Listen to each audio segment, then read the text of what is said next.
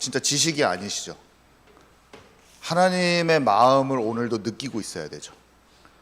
주님과 교제가 실제로 일어나야 되고, 아침에 일어나서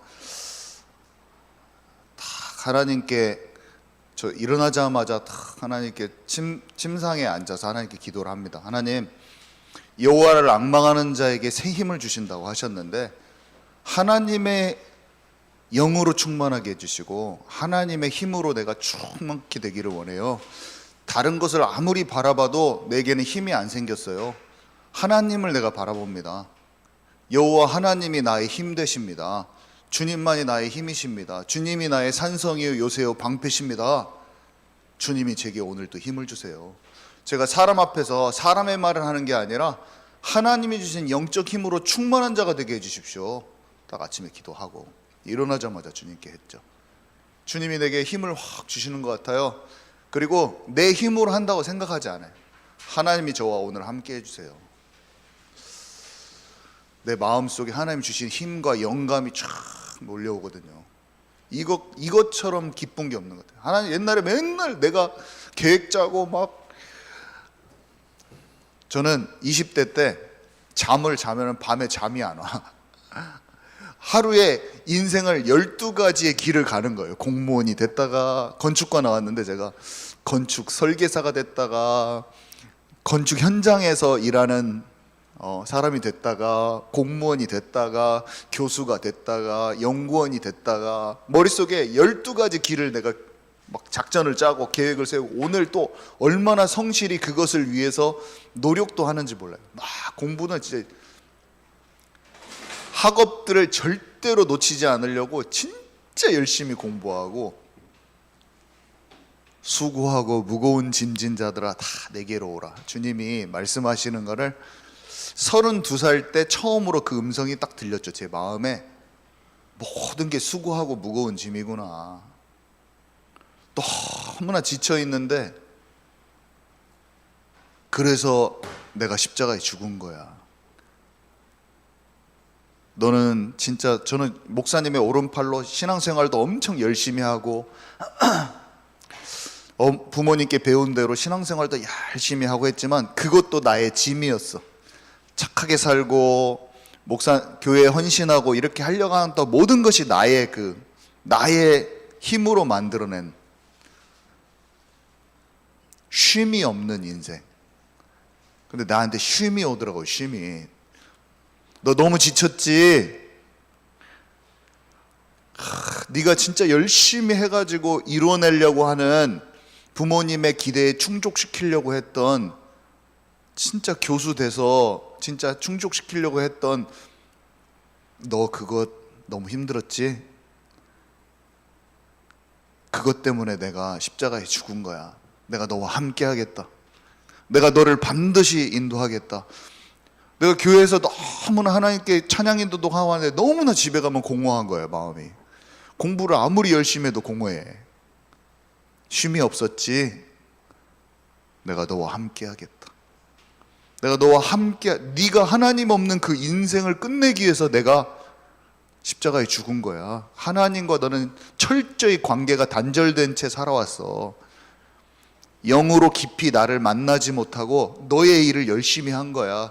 착한 아들이 되려고 하고 목사님의 오른팔이 되려고 했고, 이제 그거를 그쳐라. 내가 너와 함께 하겠다. 뭘 할 것이 없다. 이제부터 내가 너를 인도하겠다. 와, 이게 너무나 믿어지는 거다. 아무것도 염려하지 말고 너의 지금 경제 문제 염려하지 마. 박사과정 그거 끝내려고 노력하는 거 박사과정 안 해도 돼. 나한테. 아니 박사과정을 향해서 그렇게 달려와갖고 박사과정 4년차째 하고 있는데 그거 안 해도 돼. 그렇죠. 사람들이 저를 어떻게 볼까요? 부모님의 기대는 어떻게 하고, 사람들이 영국까지 와서 지금 몇 천만 원을 쓰고 이렇게 있는데 어떻게 할까요? 아니, 내가 너를 향한 길을 예비하고 있어. 그거는 너에게만 주어진 그 길이야. 안 해도 된다. 내가 이제부터 너를 인도하는 그 길로 오면 돼. 모든 게 편안해질 거야. 내가 반드시 너를 인도한다. 모든 사람에게는 내가 그 사람을 향한 계획을 갖고 있어. 모든 사람에게는, 예수 그리스도 통해서 하나님 만난 모든 사람에게는 나의 약속, 시작부터 이 약속이야. 내가 그와 함께 할 것이다. 혼자가 아니야. 내가 반드시 그를 인도한다. 내가 너를 인도한다. 너에게 힘을 주고 너를 나의 증인 되게 할 것이다. 이것이 처음부터 약속이야. 먹고 사는 문제 걱정 안 해도 돼. 내가 너를, 야, 들풀도 하늘의 새도 입히시고 먹이시는 분이 누구냐? 하물며 하나님의 자녀일까 보냐? 이방인의 기도하지 마. 내가 너를 반드시 인도한다. 저 지금까지 했던 거 하나도 안 해도 돼요? 하지 마. 내가 너를 인도할 거다. 너무 믿어지더라고요. 제가 한국에 전화해가지고 박사 그만두고 한국에 돌아가겠습니다 했더니 집에서 난리가 났어. 지금까지 해왔던 것은 뭐냐? 그래서 제가 주장해왔던 삶이라니까요. 그랬더니 아니야, 거기 하나님의 뜻이 있어. 아무도 이해를 못해요. 미친 줄 알아 전부 다. 그래서 일단은 그거를 맞춰라. 그 다음에 생각해보자. 모든 사람을 이해시킬 수가 없어. 납득시킬 수가 없어. 내 안에 일어난 하나님의 역사가 이해가 안 돼, 모든 사람이. 근데 그래, 함부로 움직이지 말고 하나님께서 원하시는 뜻을 찾아보자 했더니 하나님께서 지독하게도 굳어있고 지독하게도 나의 열심으로만 돼 있는데 사실은 눌리고 포로되고 눈먼 상태로 영과 혼과 육이 경직돼 있는 상태로 내가 지금 나의 경기를 풀어내고 있는 거예요. 나의 인생의 경주를, 축구도 해보면 시야가 막히면은 내 앞에 사람만 보고 막 나의 기술을 막 현란하게 하려고 막 하는 거예요. 전체 시야가 미니맵처럼 딱 보여야 돼. 전체 시야가 딱 보여야 돼. 내가 저 수비수로 딱 있으면서도 전방에 딱 열려서 딱 보여야 되는데 시야가 너무 좁아가지고 몸은 또 경직됐어. 한 골 안 넣으면 내가 지금 주전 경쟁에서 밀리는데 막 이렇게 하고 있어가지고 내 플레이를 못하는 거예요. 인생에 완전히 경직된 채로 이 박사과정을 늘 옆에 사람하고 경쟁하고 어떻게 하면 살아남을까 경쟁에 막 해가지고 막 땀이 줄줄줄줄줄줄 나 막 몸에서 나의 이 경직된 육체와 마음, 생각, 누가 조금만 잘하면 그 사람하고는 친구가 절대로 못 돼. 나랑 같은 토픽을 갖다가 연구하고 있는 애랑은 이가 갈리는 원수지간인 거예요. 제가 걔를 넉넉하게 볼 수 있는 힘이 없어. 같이 친구가 못 돼. 왜냐? 적이야. 쟤를 짓밟아야지 내가 전 세계에서 나랑 똑같은 연구를 하고 있는 일본 팀, 핀란드 팀, 그 사람들 딱 보면은 학교에서 만나면 딱 째려보면서 같이 편안하게 말을 못해.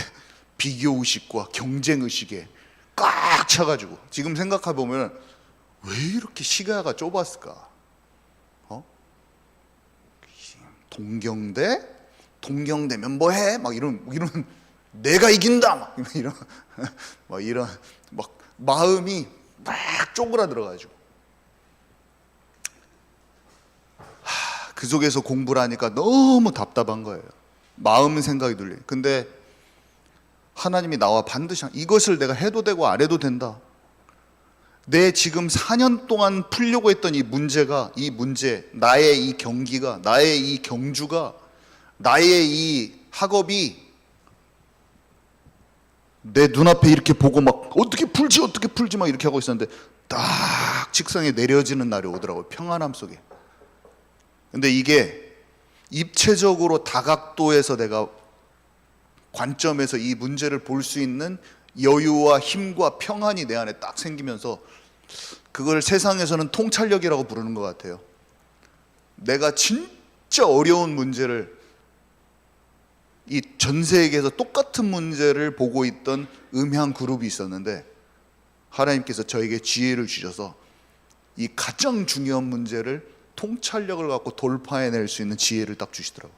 그거는 논문을 27개를 제가 거의 영어로 된 걸 달달달 외우고 있었는데 너무나 열심히 해가지고 저는 놀지도 않아요. 진짜 열심히 막 하고 컴퓨터 앞에서 진짜 열심히 하고, 근데 맨날 전도하고 다니고 복음 전하고 다니는 어떤 날 저녁에 딱 앉아가지고 밥 먹고 테레비를 보고 있다가 저 머릿속에는 항상 그 영적이 내 그 과학 내 박사 이 과정의 문제가 머릿속에 항상 있으니까 머리가 정신이 자유롭더라고요. 그 상태에서 딱 앉아가지고 딱 있는데 전구불이 탁 들어오면서 유레카 딱 알아지더라고. 근데 진짜 이게 너무 신기했어. 이 경험이 너무너무 신기했어.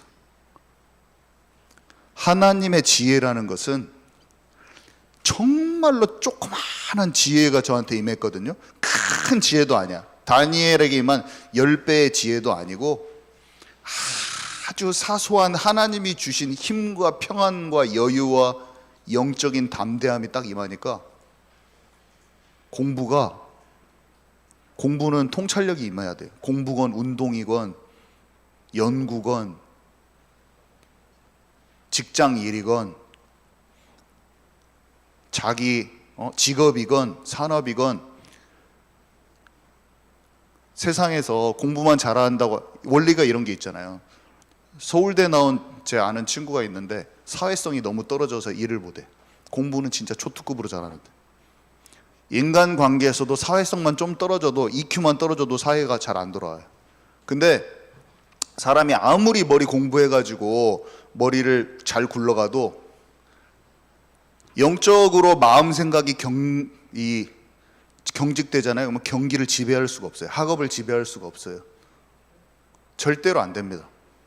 제가 눌린 그런 삶 속에서 마음 생각이 경직된 거, 영혼육이 경직된 게 성령의 충만함으로 풀려지기 시작한 그때 어떤 일이 생겼냐면 내 문제가 올바로 보여지기 시작하더라고.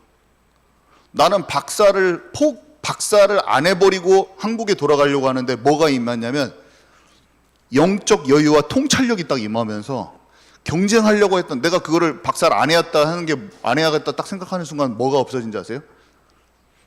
경쟁 심리, 시기 질투, 비교 의식 이런 게 다 한 방에 사라진 거야. 근데 공부가 딱 보이네 갑자기. 내 관점과 시야가 확 열리면서 딱 보이는 거예요.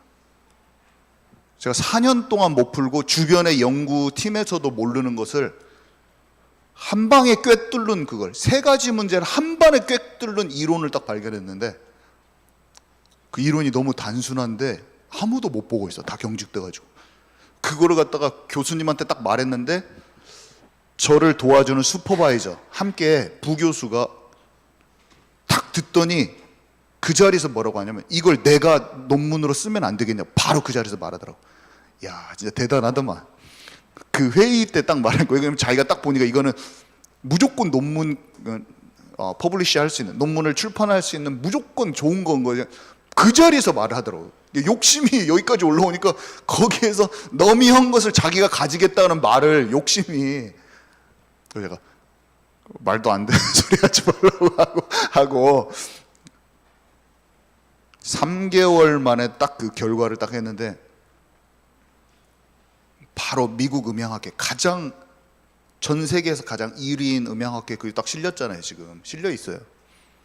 너무 놀라웠던 사실을 제가 너무 신기해. 하나님의 세계는 우리가 생각하는 우리의 뇌를 3%밖에 못 쓴다고 했잖아요. 아인슈타인이 10%만 쓰면 천재가 되는데 아담은 에덴 동산에서 100%를 썼어요. 그러니까 에덴 동산을 완전히 정복하고 다스릴 수가 있어. 공부를 열심히 도서관에서 열심히 한 사람하고 왕이 준 떡과 포도주를 먹지 않고 영적으로 하나님께 집중해서 머리가 열려버려요. 10배의 지혜가 임하는 거예요. 다니엘에게 10대 소년에게 다윗에게 물맷돌로 골리앗 전쟁에서 아주 강한 용사를 한 방에 무너뜨릴 수 있는 운동력과 체력과 정신력과 순발력과 어린아이의 수준을 뛰어넘는 사자를 때려잡아. 사자를 실제로 움직이는 정말 재빠르게 움직이는 동물을 정확하게 이마에 맞춰버려. 물맷돌로. 약간 열심히 연습해서 할 수 있는 어떤 것을 딱 넘어서는 초자연적인 힘과 능력과 지혜와 이런 것은 하나님과 함께 하는 데서 나오는 거예요. 여호와를 경외하는 것이 지식의 근본이라고 하셨는데, 영이 하나님께 힘을 얻으면, 우리 공부 많이 하고 있는데, 제가 10대로 돌아간다면 잘하고 뭐 공부 1등 하는데 목표를 두지 않고 영적인 자유함 속에서 나에게 주신 재능을 좀 살피면서 기쁨으로 공부를 할 것 같아요. 나에게 맡기신 게 있거든요. 그것을 좀 넉넉하게 보면서 좀 몸을 경직된 상태에서 막 열심히 하려고 한 게 아니라 하나님과 딱 함께 하면서 주께서 주신 창조적인 어떤 원천적인, 하나님께서 주시는 원천적인 힘을 딱 얻으면서 둘러보면서 내가 공부를 할 거예요. 둘러보면서 얼마나 제가 경직돼. 시간이 지나가 보니까 영어 공부에 대해서도 일단 사람 만나는 게 너무 두렵고 막 그런 상태에서 영어를 공부하고 있어요. 영어가 돌아가지는 않는 거예요. 영어는 사람을 이해하는 것이고 문화를 이해하는 것이고. 근데 3년 동안 4년 동안 지독하게도 안 됐던 그 영어가 예수님 만나고 나서 사람이 편안해지네. 이거 다 사람들 하나님 안 만나면 너무나 괴로운 사람들이야. 근데 내가 그 사람들을 굉장히 높은 사람으로 보여요. 우리 교수님, 안녕하십니까 교수님. 왜냐면 내가 하고 싶은 것에 대해서 최고의 위치에 있으니까 그 사람이 대단하게 여기는 거예요. 그 사람은 지금 공허감 속에서 천재적인데 채워지지 않는 거를 붙들고 막 그렇게 살고 있는데, 그 사람을 내가 그러니까 뭔가 벌벌벌 떨려. 한마디 막 영어 하면 이 사람 멋있다. 그 교수님 우리 교수님 역시 최고예요. 어디 가서 제가 말하는, 우리 교수님은 전 세계에서 3위 안에 드는 이런 교수님인데, 막 교수님 자랑을 하는 거예요. 제가 가서 그러면서 대단한 사람이라고 막 하고, 그 사람이 한마디 하면 우리 교수님 이런 얘기 막 이렇게 하는 건데, 그 사람은 공허한 사람이에요. 힘들어. 그 사람이 말하는 거 대단하지 않아요. 그분이 참 연약하고 힘들고, 그분과 복음으로 딱 제 자신이 사람들이 제대로 보여지기 시작하니까 그 사람 말이 너무나 편안하게 들려. 진정한 겸손으로 그 사람을 대할 수가 있어요. 사람들은 대단한 사람이 아니에요. 내가 막 어른들을 동방예의지고 어른들에게 예의를 갖춰라. 어른들을, 어떤 사람이 진짜 속이 썩어 있는데 그 사람한테 막 내가 예의를 갖추면서 막 그런 것에 내가 경직돼 있다고 해봐요. 사람은 다 하나님 없으면 수고하고 무거운 짐지고 다 괴로운 인생인데, 내 세상의 기준이 나를 억압하고 억눌리고, 사람 관계 속에서 내가 어떤 사람은 훌륭한 사람으로 만들어 놓고 어떤 사람은 상종 못할 사람으로 만들어 놓고 내 기준을 가지고 해놓고, 어떤 게 그 훌륭한 사람으로 만들어 놓은 그 사람이 나한테 큰 상처를 준 날이 옵니다. 그러면 인생 다 무너져요. 상처받고. 진짜 중요한 사람이 제 거를 딱 뺏어가려고 하더라고요. 욕심내서. 진짜 존경했는 내가 그 사람. 하나님 저한테 말하시더라고요. 그 사람은 내가 필요한 연약한 한 사람일 뿐이야. 언제까지 그 사람을 기대할 것이냐 너. 네가 만들어 놓은 환상 속의 기준을 가지고 그 사람은 언제까지 볼 것이냐. 상처받지 말라. 그 사람 복음 필요한 자다. 하나님 말씀하시는 거예요. 모든 사람은 복음이 필요한 존재일 뿐이야. 인간적인 존재. 여러분 무엇에 눌려 계십니까? 무슨 기준이 여러분을 사로잡고 계십니까? 무슨 기준이 여러분을 답답하게 하고 있습니까? 복음의 눈으로 내 자신과 세상이 보이면 모든 얽혀있는 실타래 같은 게 풀려지기 시작하는 거예요. 하나님이 인도하시는 나를 만나면 되어지기 시작하는 거예요. 경기가 보여지기 시작하는 거예요. 내가 뛰는 경기가 보여지기 시작하는 거예요. 사람들의 움직임이 보여지기 시작하는 거예요. 억눌려 있는 모든 억압돼서 상태로 경쟁의식과 시기질투에 가득 차서 지금 그 경기를 풀어내고 자기 자신을 묶여서 뛰고 있는 그 경기장의 모습이 보이는 거예요. 필드가 제대로 보이기 시작하는 거예요. 그때부터. 그러면서 딱 루트가 보입니다. 어디로 차고 가야 될지가 보이는 거예요. 그때부터. 그때 모든 것이 모든 숙제가 다 풀리는 거예요. 그 전까지는 영혼육이 경직된 채로 경기를 풀어가는 거예요. 제가 학업에서 늘 시달렸던 것처럼 하나님과 함께하면서 영이 자유함을 입은 때부터 생각이 자유로워져. 마음, 생각, 정신, 감정이 자유로워진다니까요. 그러면서 사람들의 모습이 어떻게 눌려 있는지 어떻게 움직이는지 정확히 보여요. 그러면서 내 몸이 자유로우면서 딱 움직일 수가 있는 거예요. 그때 제대로 풀리기 시작하는 거지. 그 전까지는 내가 속박돼 있고 억눌려 있는 상태에서의 열심이야. 그것은 한계치가 억압돼 있기 때문에 여기까지밖에 못 가요. 이게 풀려야지 그 다음부터 무한대로 갈 수가 있는 거예요. 무한대의 영역에, 하나님은 무한대의 영역에 정복하고 다스리는 권세가 있는데 눌려있는 상태에서 아무리 가봤자 그 이상 진전이 안 되는 거예요. 학업도 마찬가지고 운동도 마찬가지고 내 사업도 비즈니스도 마찬가지고 다 마찬가지야. 하나님이 원하시는 대로 풀려져 버려야 돼. 진리가 너희를 자유케 하리라. 하나님의 진리, 하나님의 말씀, 죄와 사망의 법에서 실제 해방돼 버려요. 이게 자유케 되는 것이고 이게 해방되는 것이거든요. 영적 자유와 참된 해방 가운데 영혼육이 힘을 얻어버리는 거예요. 이게 성경에서 말하는 정복하고 다스리는 권세인데, 그게 지혜와 총명의 모습으로 다니엘에게는 아주 강력한 운동력으로 다윗에게는. 요셉은 너무 10대 소년인데 엄청 장관 집을 다 다스려버려. 10대 소년이, 15살짜리 소년이, 우리는 애들, 초등부 애들이 아무것도 못한다고 생각하잖아요. 15, 17살 이 소년이 노예들과 이런 집을, 큰 대궐 같은 집을, 한 나라의 축소판 같은 데를 자기가 다 경영하고 다스린다고 생각해보세요. 진짜 똘똘하게. 그거는 이게 나이가 먹어야지 할 수 있는 거 있잖아요. 그런 거 있잖아요. 그거를 어린데 그걸 다 해버려. 시야가 어른보다 더 넓어. 불가능하지 않아, 절대로. 누구한테 가능하냐?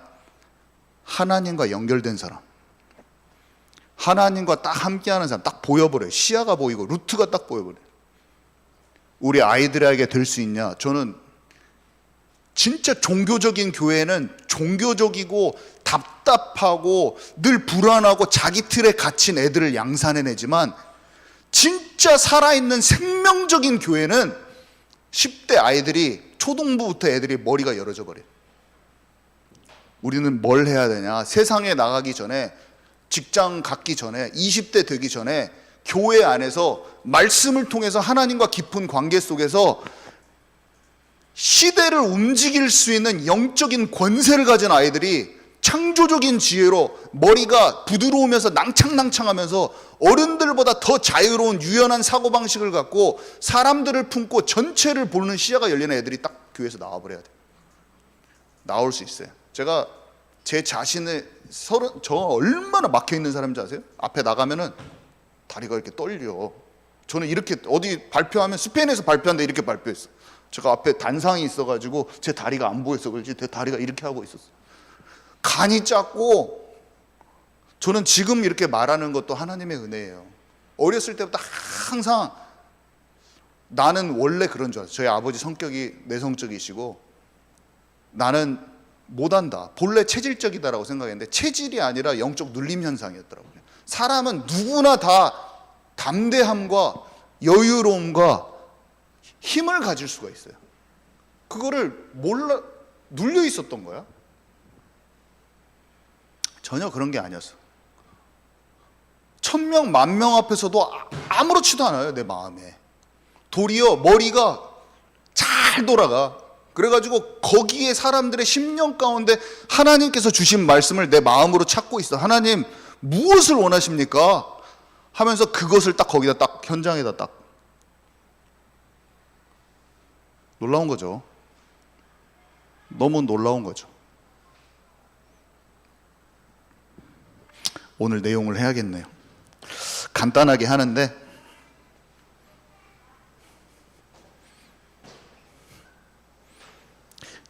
여기 이 마태복음 10장의 내용은 제자들이 그리스도를 알았지만 아직 성령 충만 받지 않아서 예수님이 지금 해주시는 말씀들 있잖아요. 마태복음 5장 쪽에서 나온 하나님의 나라, 그 다음에 지금 현재도 핍박과 현장에 있어야 될, 현장에서 있는 일들을 막 말해주시거든요. 핍박받았을 때 어떻고 현장에 나갈 때 어떻게 해라. 근데 이 말을 들었지만 실제적인 영적인 것은 깨닫지 못한 상태예요. 여러분, 제가 여기서 말씀드리는데 여러분들이 진짜 성령 충만 받고 마가다락방에 성령 충만이 임하지 않았으면 이 말은 지식으로 들리는데 영적인 깊은 깨달음이 없는 그 제자들의 상태처럼 될 거예요. 좀 오늘의 내용이 그거예요. 오늘의 내용이 제자들이 오늘의 내용을 얘기해 줬는데 이 말을 듣고 지식은 아는데 영적으로 깊이 이해가 안 가는 거예요. 제가 여기서 말씀을 드리는데 여기서 이해 가는 사람이 있고 안 가는 사람이 있을 거예요. 근데 마가다락방 이후에 성령 충만 받은 다음에 나중에 이들한테 다시 다 이해가 가는 거예요. 어떻게 이해가 되냐면 내가 다 생각나게 하고 그것을 깨닫게 할 것이다. 그래서 여기서 말을 들어도 이해가 안 될 수도 있어요. 어떤 사람이 아유, 정용 목사님 말씀이 이해 안 가요. 엄마 중고등부에서 맨날 어려운 것만 해. 쉽게 가르쳐줘야지 내가 이해 가는데 맨날 어려운 것만 해서 뭔 소리인지 모르겠어. 그 말은 맞는 말인데 틀린 말이야. 어떤 말이냐면 영적으로 아직 영적으로 영이 안 열려서 못 알아듣는 자기의 상태를 얘기하는 건데 만약에 그 엄마가 에이 그 정용 목사는 진짜 어렵게만 얘기한다. 그럼 그 엄마는 지금 뭔가 모르는 거야. 들어놓으면 돼. 예수님이 못 알아듣는 제자들한테 말해줬거든요. 하나님의 나라 비유 설명하는데 하나도 못 알아들었어 지금. 다 생각은 나는데 나중에 생각나서 기록한 거예요. 그게 생각나게 하고 깨닫게 하리라. 나중에 하나님의 나라를 깊이 알게 돼요. 성령 충만 받고. 그래서 제자화 된다는 것은 되게 놀라운 게 뭐냐면 지금 여기에 깨닫는 사람들 있잖아요. 그러면 다 보이는 거야. 아, 지금 이 친구는 그리스도에 대해서 알아야 되구나. 지금 이 친구는 우선 듣고 있어야 되는구나.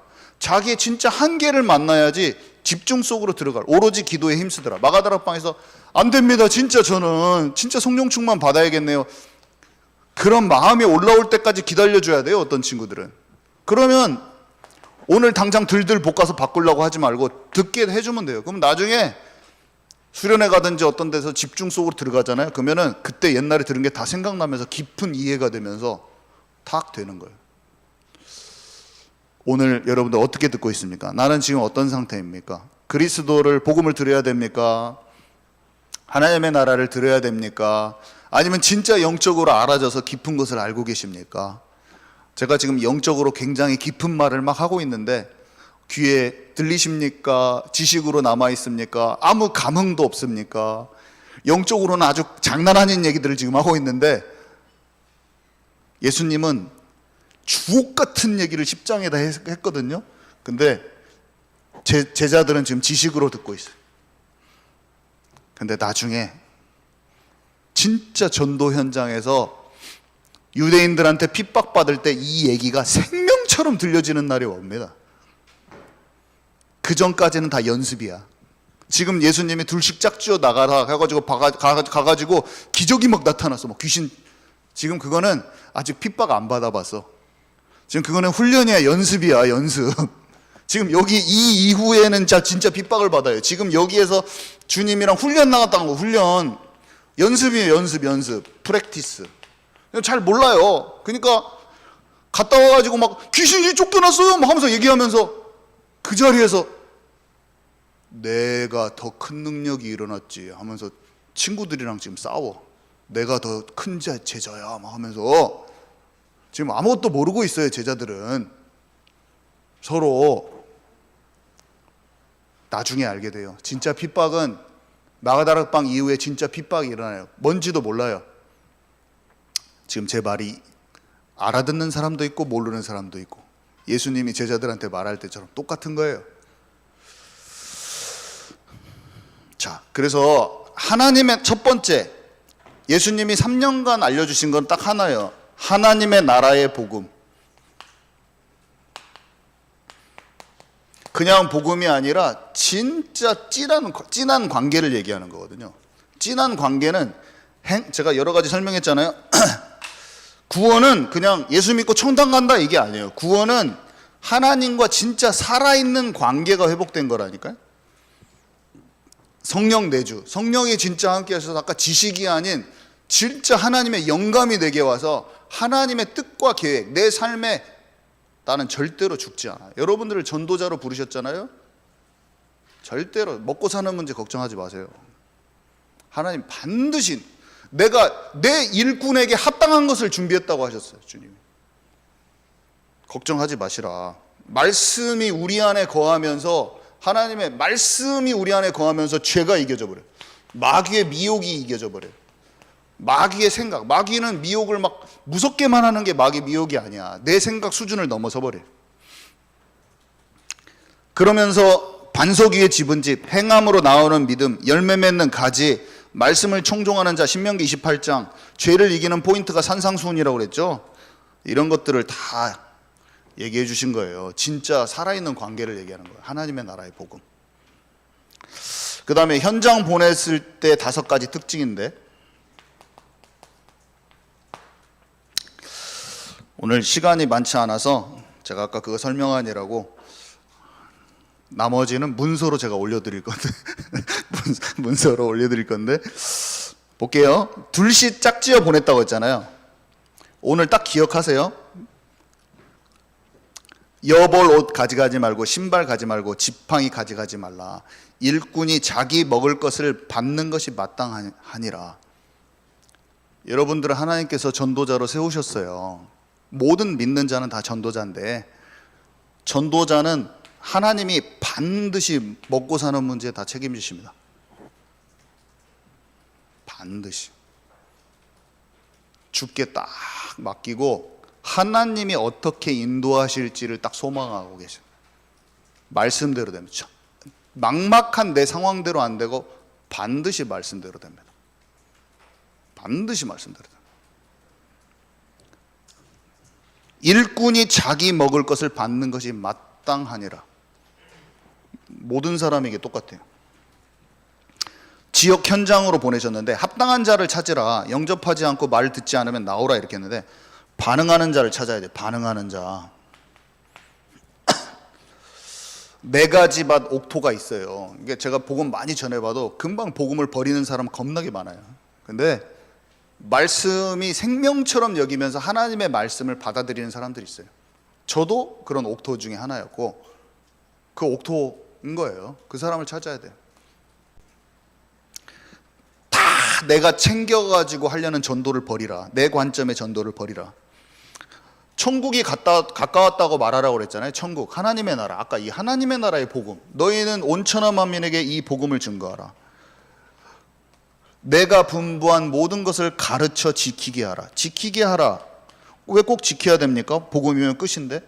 지키는 것이 관계성에 관련이 있기 때문인 거예요. 산상수훈 지키라 이 말이에요. 한마디로. 어떻게? 성령의 감동하심으로. 네 힘으로 말고. 네 힘으로 하는 건 율법주의고, 그것을 마음에 담는 게 하나님의 나라라고 했어요. 그러니까 분부한 모든 걸 가르쳐 지키게 하라. 믿음으로 구원받는데 행함은 중요하지 않다는 그 사람은 쭉 읽다가 너희는 가서 모든 족속을 제지 않고 내가 분부한 모든 걸 가르쳐 지키게 하라. 가르쳐 지키게 하라. 그거는 마음에 안 담으면서 거기는 딱 스킵해. 자기 마음속에서.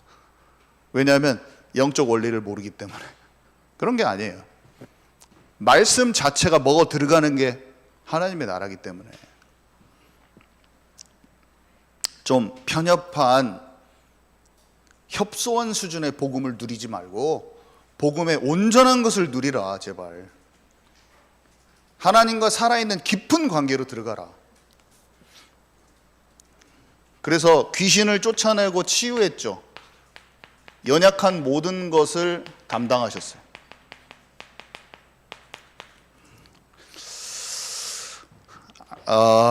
하나님과 관계가 회복되잖아요. 영이. 그러면 엄청 영적인 것이 깨달아지기 시작합니다. 말씀이 깨달아지고. 그러면서 마음 생각이 정리되기 시작해요. 마음 생각 정신 감정이 균형 잡히고 자유함을 입어요. 그러면서 육신까지 치유됩니다. 지금 여러분 갖고 있는 질병, 여러분 갖고 있는 질병을 막 해결하려고 막 하는 것, 그것에 초점 너무 맞추지 말고 영으로 하나님과 가까워지는 것 속으로 들어가야 돼요. 지금까지 영으로 하나님과 가까워지지 않았다고 생각하면 돼요. 내 문제, 내 질병을 해결하는 데 초점 맞추지 말고 내가 영으로 하나님의 말씀이 안 들린다. 제가 지금 말씀드리는 것이 지금 마음에 와닿지 않는 분들이 있다 만약에, 그러면 엄청 심각한 상태예요. 막 잠 오고 막 그런 사람들 있잖아요. 엄청 영적으로 심각한 거예요. 왜 그러냐면 아마 수많은 설교자들이 설교를 할 건데 그 설교자들이 복음의 내용이 정확하게 선포되는 데가 있고 안 될 때가 있거든요. 지금 여기서 보면 눈빛이 반짝반짝한 사람들이 있어요. 왜 그런지 아세요? 말씀은 꿀송이처럼 달거든요. 사실 말씀은 생명수 같아서 내 갈급함을 채워주기 때문에 밥 먹는 거, 배고플 때 밥 먹는 거랑 똑같아. 뭐 엄청 꿀송이처럼 달아. 근데 이 다른 것이 안 달아. 그건 안 다는 것은 똑같은 말씀이 선포되고 있는데 왜 달고 어떤 사람은 안 닿냐? 영적 상태인 거예요. 영적 상태. 내가 옛날에 잘 믿었는데 오늘 안 들리는 게 아니라 지금까지 계속 영적으로 굉장히 상태가 안 좋은 거야. 죄송하지만 영적 상태가 겁나게 안 좋은 거야. 육신을 예수님 내 문제 좀 해결해 주십시오 그런 기도하지 말고 영으로 가깝지 않은 나를 하나님 앞에 만나면 먼저 마음부터 편안해져. 육이 왜 아프냐면 스트레스 받아가지고 그게 다 나오고 있는 거예요. 지금 스트레스 막 받아고 콧물이 질질질 새고 있는 거야. 맨날 콧물을 막으려고 막 하고 막 주여 콧물을 낫게 해주십시오 이렇게 하지 말고 하나님과 가까워지고 말씀을 먹으면 마음이 평안해지면서 이게 싹 없어져요. 점점 없어져 버려. 그게 가장 정상적인 거야.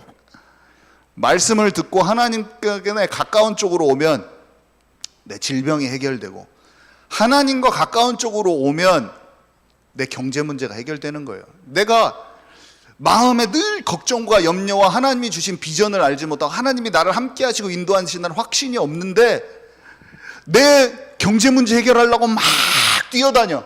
그러면서 그래도 내가 열심히는 해야 하잖아요. 그러면서 주님도 찾아야죠 하면서 주님은 안 찾으면서 그 말만 하고 주님은 실제로는 찾잖아. 나도 열심히 하면서 해야죠. 그러면서 내일만 막 하고 돌아다녀. 그러면 끝까지 경제가 못 찾아질 거야. 그냥 하나님께 집중하면서 딱 살피면서 움직여야지 정확하게 경제가 열리는 쪽이 보여지는 거예요. 좀 이 원리를 좀 정확히 아시라. 교회만 다니고 교회만 붙어 있으라고, 절대 그 말 아니에요. 하나님을 딱 향하고 하나님께서 원하시는 삶 속으로 들어가면 실타래가 하나씩 풀려짐. 질병, 콧물 막으려고 하지 말라. 닫아샀어요 저는 콧물. 마음부터 평안해지면서 닫았어요. 핍박받을 때 상급이 있다고 그랬어요. 고린도 후서 4장 17, 18절하고 마태복음 5장 10절, 12절. 너희를 욕하고 박해하고 거짓으로 거슬러 모든 악한 말을 할 때 너희에게 복이 있나니 기뻐하고 즐거워하라. 하늘에 너희의 상이 큼이라. 자, 세 번째, 진짜 상급은 뭐냐?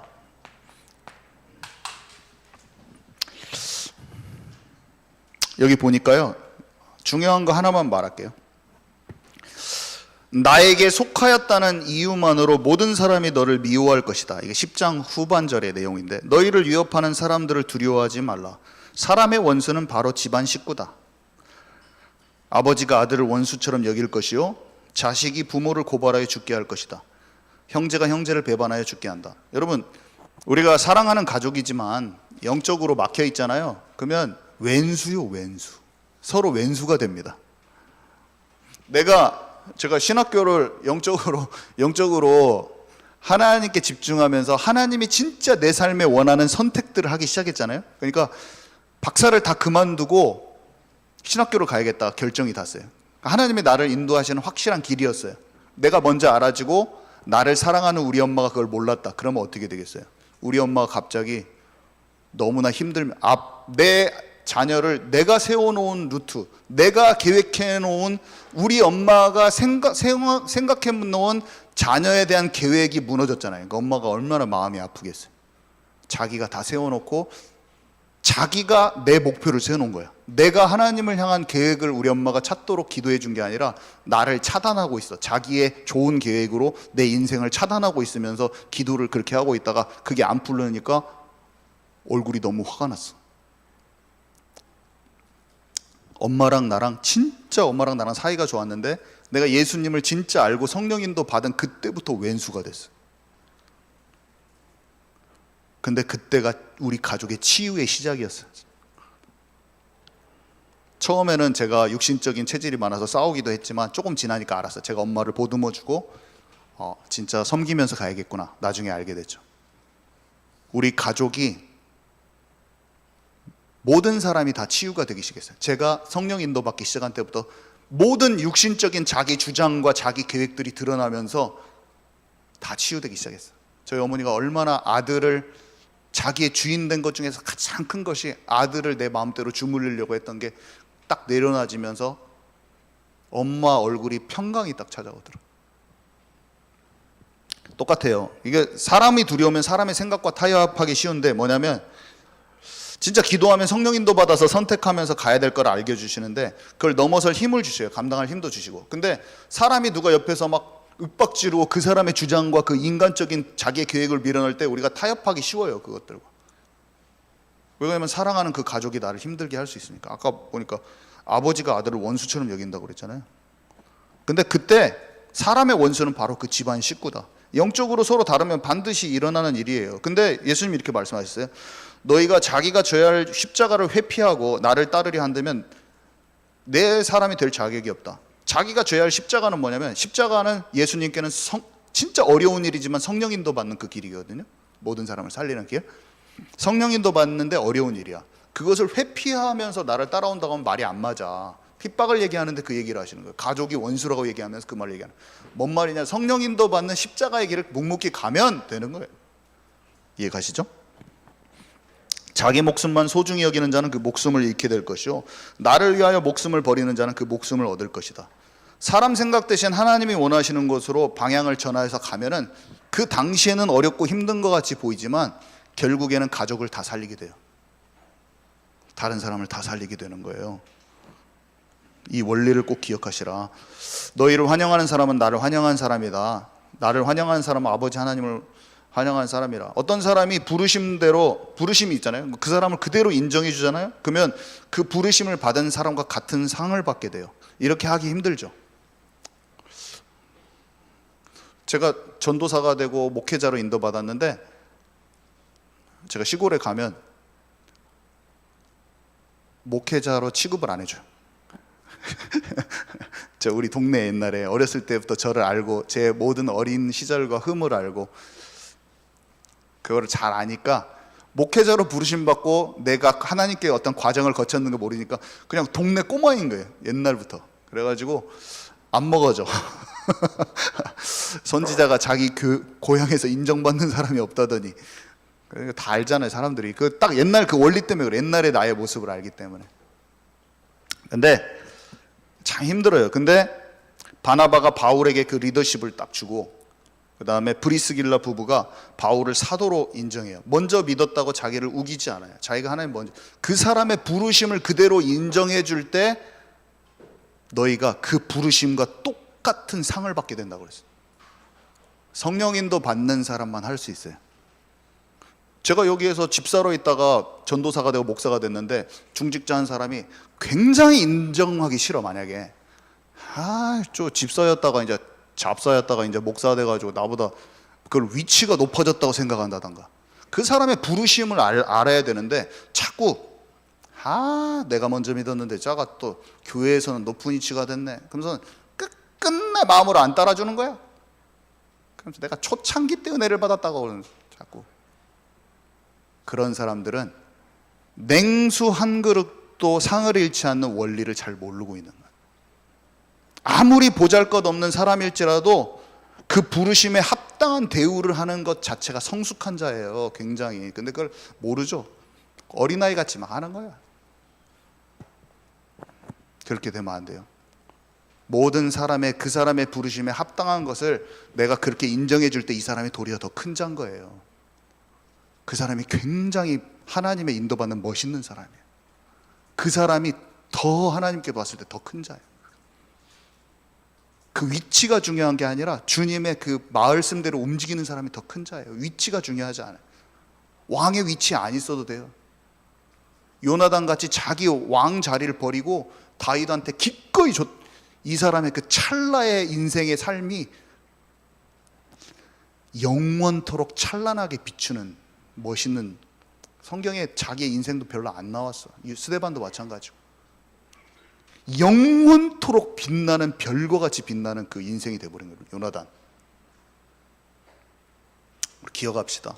내 거 움직여지기 쉬운 인생 속에서, 하나님의 뜻을 모르고 내 주장대로 하기 너무 쉬운 인생 속에서 너무나 부끄러운 제 자신이 어느 날 자고 일어나는데 가르치기만 다 해놓고 나는 움켜쥐다가 내 뱃속에, 결혼식 날 뱃속에 참치캔이 막 들어있더라니까. 슈퍼에서 산 거 있잖아요. 막 참기름 병 막 이런 게 있어요. 근데 이거를 붙잡고 결혼식장에다가 제가 꿈에, 아유 진짜 일어나가지고 나 왜 그냐, 난 진짜 왜 이렇게 뭐를 이렇게 움켜잡고 있지, 나 분명히 안 움켜잡고 있다고 생각했는데 왜 이렇게 뭐를 움켜잡고 있지, 막 참치캔이 떨어지려고 그래. 그래서 막 여기를 막 우에 쪼무리를 결혼식 옷을 입고 꿈에서, 진짜 나는 하나님, 주님, 저는 하나님이 보시는 저를 만나기를 너무 원해요. 하나님, 저도 모르게 움켜진 거 있다는 거 제발 발견하게 해주세요. 저는 지금 모르겠어요. 진짜 가르치는 자만 되지 않고 제 자신이 진짜 주인됨을 다 벗어버리고 움켜진 거 벗어버리고 진짜 다 떨어진 예복 입고 주님 만나는 거 아니라, 주님은 만나더라고. 저는 예수님 믿으니까. 근데 그냥 다 떨어진 옷 입고 그렇게 하는 사람 말고 제발 주님 저 좀 조명시켜 주세요. 그래서 막 긁어가지고 내 있는 것을 토해내고 아침에 하나님께 기도했더니 마음에 자유가 오더라고. 하나님, 저 좀 살려주세요. 저 진짜 주님과 너무 멋있는 결혼식, 주님이 너무 인정하시는 자로 제가 서고 싶어요. 주님, 저를. 우리 그렇게 갑시다. 주님, 감사합니다. 오늘 들려진 이 마태복음 10장의 말씀이 우리의 얘기가 되게, 하나님의, 예수님께서 말씀하신 것이 속속들이 다 이해되고 소화되어서 진짜 하나님 나라 이루게 도와주세요. 예수 그리스도 이름으로 기도합니다. 아멘.